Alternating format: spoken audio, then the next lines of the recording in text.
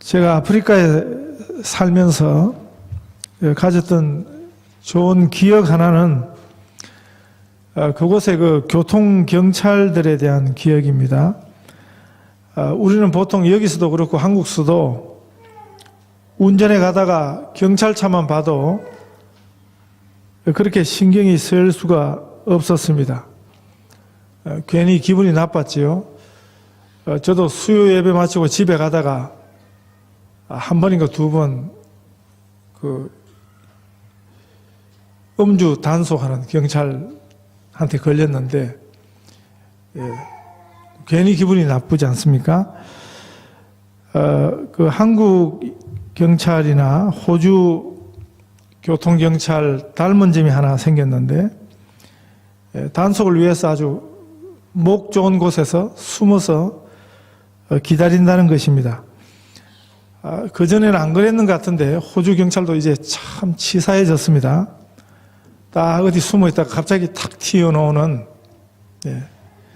제가 오래전에 한번 멜번 가다가 새벽에 한번 그렇게 해서 걸린 적이 있는데, 그런데 아프리카 수단에서 제가 만난 교통경찰들은 그 역할이 기능이 달랐습니다. 스티커 끊는 그런 역할이 아니었습니다. 아예 스티커라는 것도 없었고요. 그 나라는 그때만 해도 길거리에 신호등이라는 게 없었습니다. 사람과 차가 제각기 그냥 가고 싶은 대로 가는 곳이었습니다. 저희가 수단에서 살던 곳이 그 수단에서 제일 중심부, 수도였던 카르툼에서도 제일 중심 사거리에 저희 집이 있었습니다. 그 앞 도로가 그 나라에서 가장 번잡한 곳이었는데, 신호등 없는 그 도로에서 교통경찰이 하는 첫 번째 임무는 신호등 역할을 대신하는 것입니다. 수신호로 사람들과 차들을 질서 있게 만드는 그런 역할을 하고요. 두 번째 역할이 뭐냐면, 보통 그 나라에서 굴러다니던 자동차들이 거의 다 고물차들이 많았기 때문에 길 가다가 거리에서 흔히 한두 대쯤 서는 일이 다반사였습니다. 그러면 주변에 있던 교통경찰들이 달려가서 그 차를 밀어내서 길 옆에 세우고, 그리고 자동차 수리하는 것까지 도와주는 역할을 그 나라의 교통경찰들이 했습니다. 제 차도 한번 길 가운데 퍼졌는데 금방 교통경찰들이 달려와가지고 그냥 끙끙대고 밀어주면서 그렇게 도움을 받았던 적도 있습니다. 여기 경찰들도 이러면 얼마나 좋겠습니까? 운전자들의 친구 같은 교통경찰이라면 우리가 경찰차만 봐도 그렇게 우리 마음이 위축되지는 않을 것입니다. 대부분 우리의 선입견에서 경찰 또는 교통경찰은 그 두려움의 대상입니다. 괜히 신경이 쓰이도록 하는 존재입니다. 그래서 교통경찰상이라는 것이 우리에게는 대체로 부정적입니다. 그게 좋게 안 보이는 것입니다. 우리를 감시하고 통제하고 그리고 고발하고 정죄하는 그런 인상이 있습니다. 그런데 많은 성도들이 우리 하나님에 대해서도 마치 우리가 교통경찰을 그런 부정적인 그런 인상을 가지고 있는 것처럼 하나님에 대한 그런 하나님 상에 대해서도 그런 이미지가 있는 것입니다. 우리가 교통경찰 같은 하나님을 성경에서 배웠다기보다는 이 성경을 해석하고 가르쳐준 아마 저와 같은 목사들에게서 배웠을 가능성이 많습니다. 그러나 성경이 말씀하는 하나님은 이런 분이 아닙니다. 물론 우리 하나님의 본질적인 속성 두 가지가 성경에 나타나는데 그 중에 하나는 하나님은 공의로우신 분이다 하는 것입니다. 하나님은 거룩하시다 하는 것입니다. 이 말은 하나님은 죄를 싫어하십니다. 하나님은 죄를 반드시 심판하십니다. 이것만 있다면 우리 하나님은 여지없이 교통경찰 같은 그런 이미지의 하나님이 될 것입니다.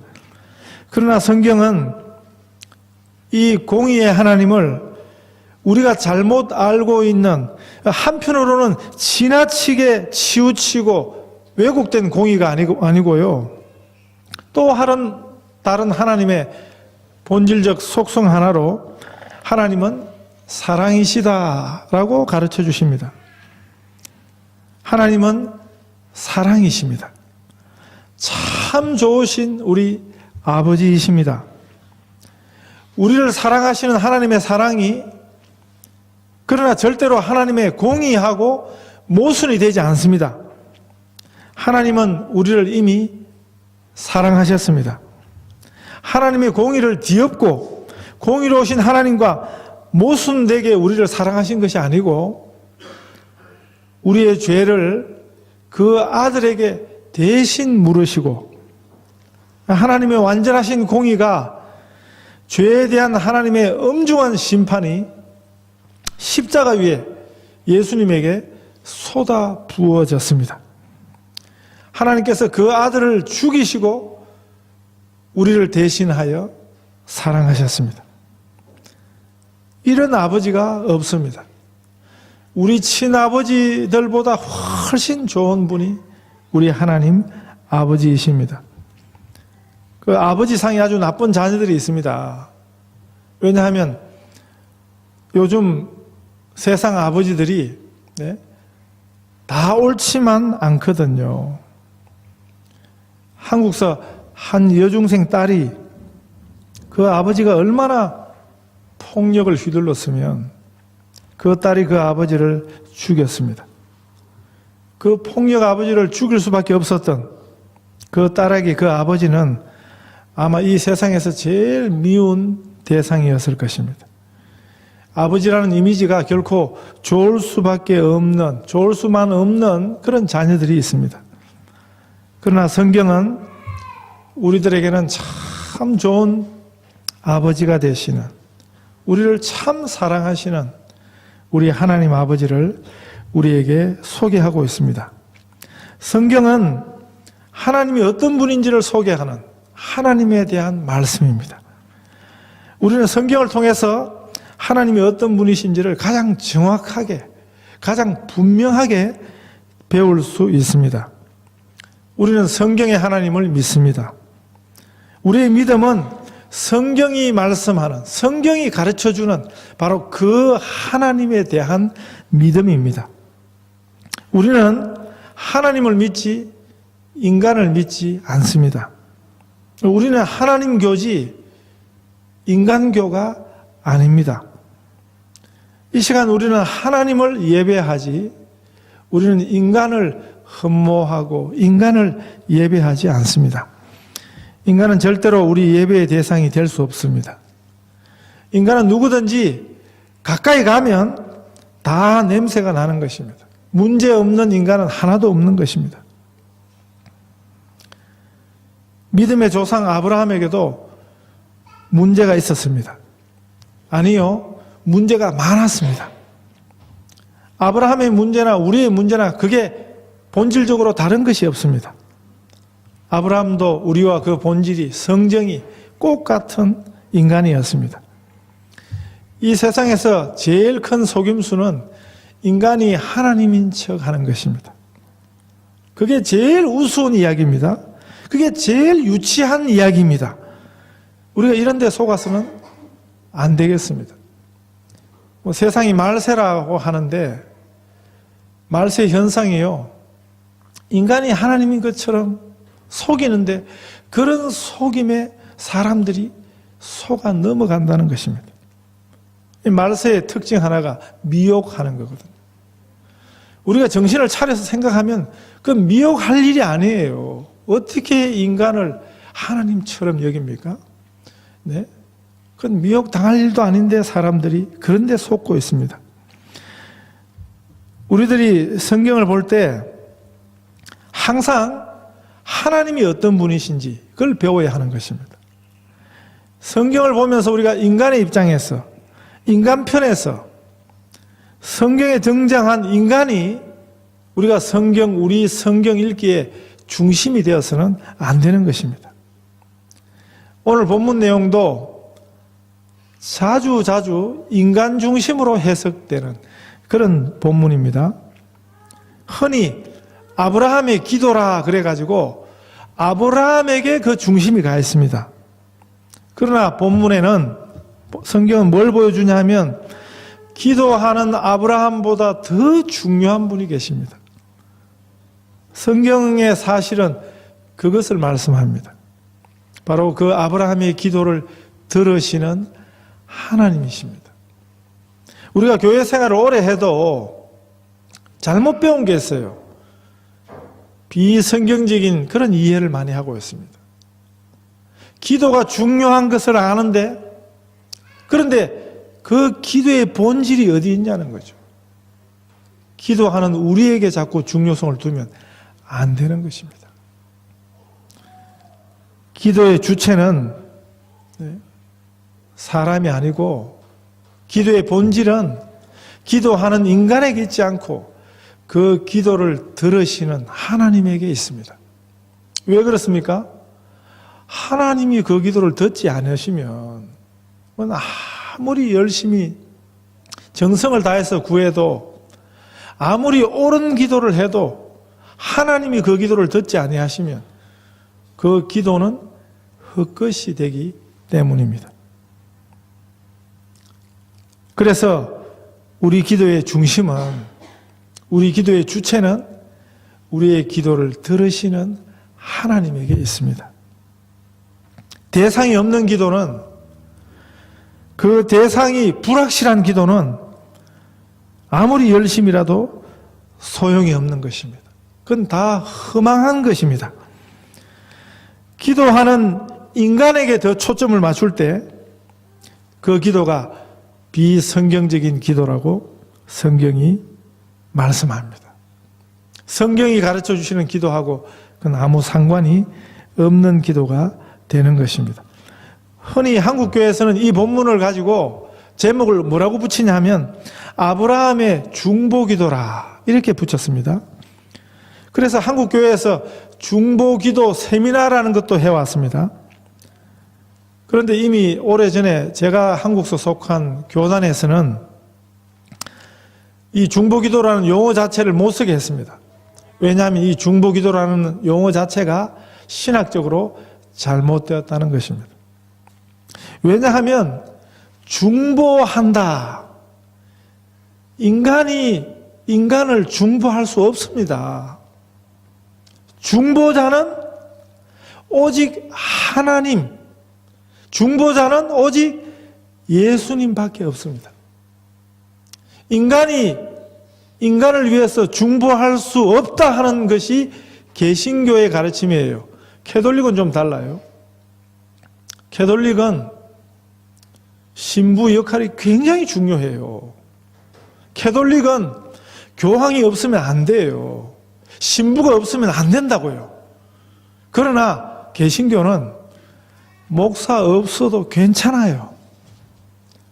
그런데 오늘 많은 교회들이 목사 없으면 큰일 난다고 생각하죠. 우리 신앙이 이게 잘못됐다는 것입니다. 왜요? 왜 우리는 목사가 굳이 필요 없습니까? 우리에게는 유일한 중보자이신 예수님이 계시기 때문에 그렇습니다. 우리는 중보자는 하나님과 우리 사이에 유일한 중보자가 계시는데 그분이 바로 예수 그리스도. 성령이 우리의 중보자이십니다. 예수님이 우리의 중보자이십니다. 그래서 성경에서 말씀하는 중보자는 예수님 한 분밖에 없습니다. 그러니까 우리가 중보기도, 그건 남을 위해서 우리가 기도해 줄 수 있어요. 그런데 거기다가 중보라는 말을 써서는 안 된다는 것입니다. 성도들로 남을 위해서 열심히 기도하도록 하기 위해서, 그래서 중보기도 세미나, 저도 사실 그 세미나 참석해 봤습니다. 그 훈련을 받았습니다. 그래서 그걸 자꾸 부추겨요. 이 아브라함의 경우를 들면서 우리가 중보하지 않으면 그 사람 큰일 나는 것처럼, 우리가 마치 중보하지 않으면 하나님 나라 운동에 마치 큰일이 생기는 것처럼 그렇게 자꾸 가르치니까, 호도하니까 사람들이 어떻게 되겠습니까? 자꾸 중보기도하는 그런 의식을 갖지 않겠습니까? 네? 내 중보기도가 참 중요하다 하는 그런 생각을 갖지 않겠습니까? 그런데 그거는 아니라는 것입니다.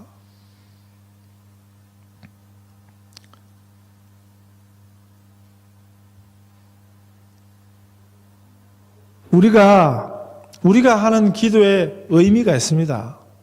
의미가 하나도 없는 건 아니에요. 그러나 예수님의 그 중보의 역할, 예수님이 하시는 그 중보자의 역할을 우리가 하는 것은 그건 아닌 것입니다. 그건 성경의 본질을 왜곡하는 것입니다. 그래서 아브라함의 기도가 바로 그런 중보기도였다, 그렇게 가르치는 것은 그건 큰 문제가 있는 것입니다. 우리가 항상 성경의 한 부분을 대하게 되더라도 성경 전체의 흐름을 놓쳐서는 안 되는 것입니다. 아브라함의 그 역할이 예수님이 하시는 중보자의 그 역할의 그림자 역할을 했다, 그 정도는 괜찮습니다. 그렇게 기도하던 아브라함의 모습은 그 후에 오시는 예수 그리스도의 모습을 상징하는 그런 그림자 노릇을 했다, 그 정도는 괜찮은 것입니다. 우리가 성경의 인물들을 통해서 오시는 메시아의 모습을 만날 수 있습니다. 그런 의미에서 모세도 우리를 죄에서 구원하시는 예수 그리스도의 그림자의 모습이 있는 것입니다. 요수아에게도 오시는 그리스도의 모습을 찾을 수 있습니다. 다윗에게도 그렇고요. 죽으면 죽으리라 하는 각오로 왕 앞에 나서서 이스라엘 백성 전체를 구원하는 왕후 에스더의 모습에서도 사실은 우리가 오시는 예수 그리스도의 모습을 볼 수 있는 것입니다. 그뿐만 아니라 구약의 성전은 예수님이 오셔서 예수님이 완성하시는 그 기능의 모형을 가지고 있습니다. 성전 제사에서 바쳐졌던 짐승들의 그 짐승 제물도 예수 그리스도를 상징합니다. 그러나 참 중요한 것은 그것은 그리스도의 그림자이지 그리스도의 모형이지 예수님이 아니라는 사실입니다. 짐승 제물을 우리가 바라보면서 우리 예수님의 십자가의 그 의미를 우리가 배워야 하는 거지, 그 제물을 예수님과 동일시하는 것은 그건 굉장히 어리석은 것입니다. 성경 인물들도 그렇습니다. 모세에게 그리스도의 역할이 모형이 있지만 모세가 그리스도가 아닌 것입니다. 아브라함도 그렇습니다.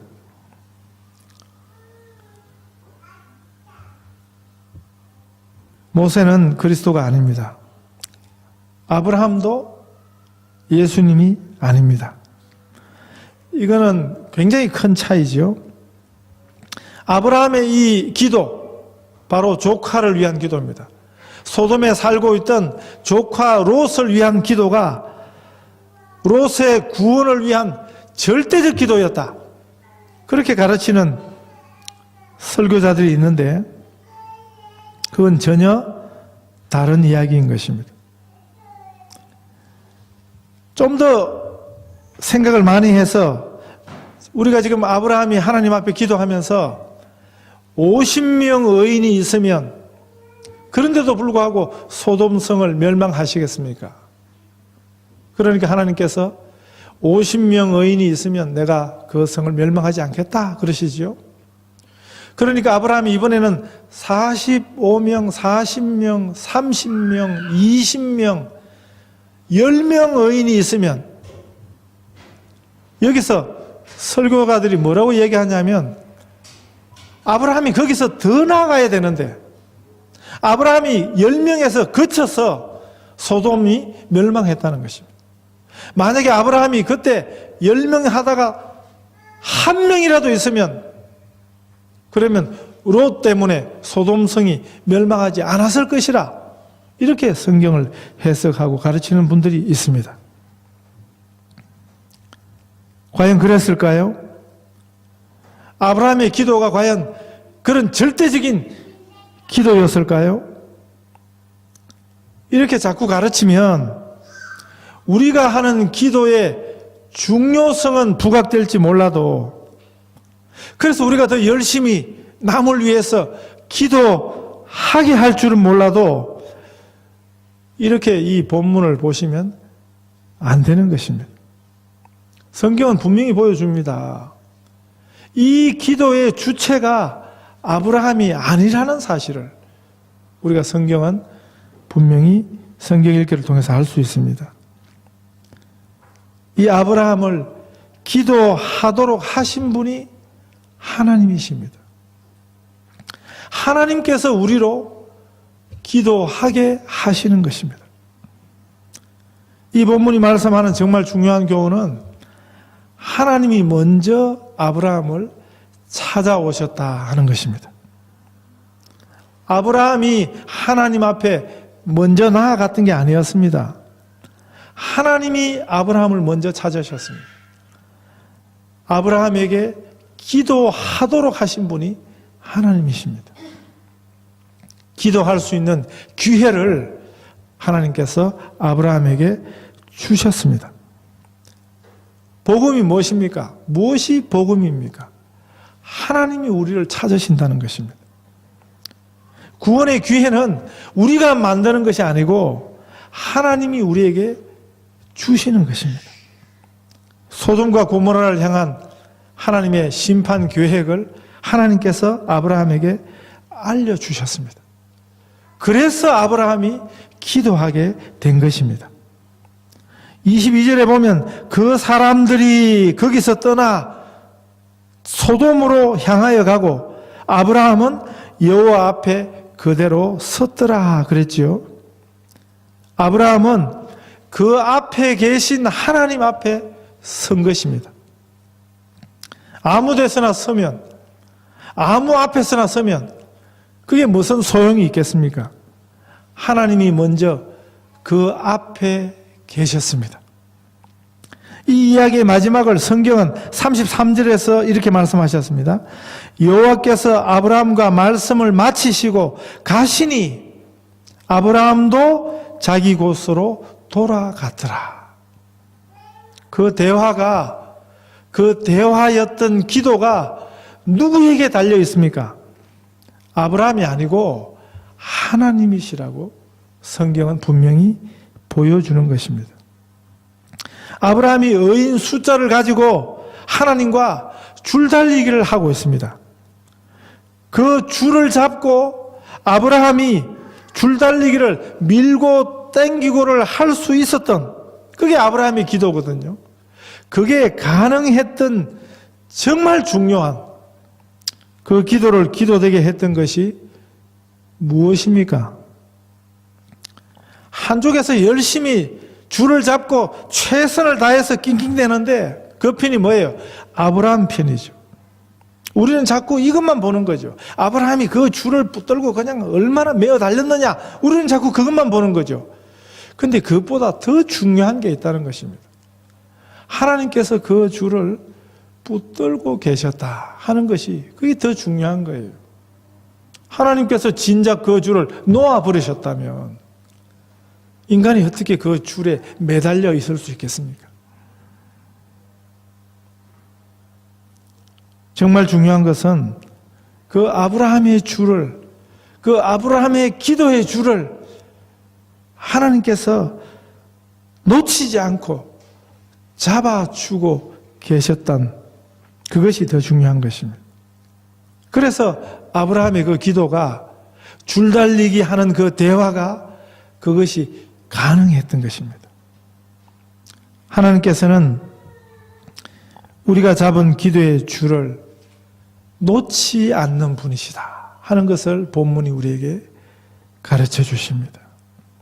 그 줄을 놓는 것은 항상 인간 편이 하는 거죠. 항상 우리가 하는 거죠.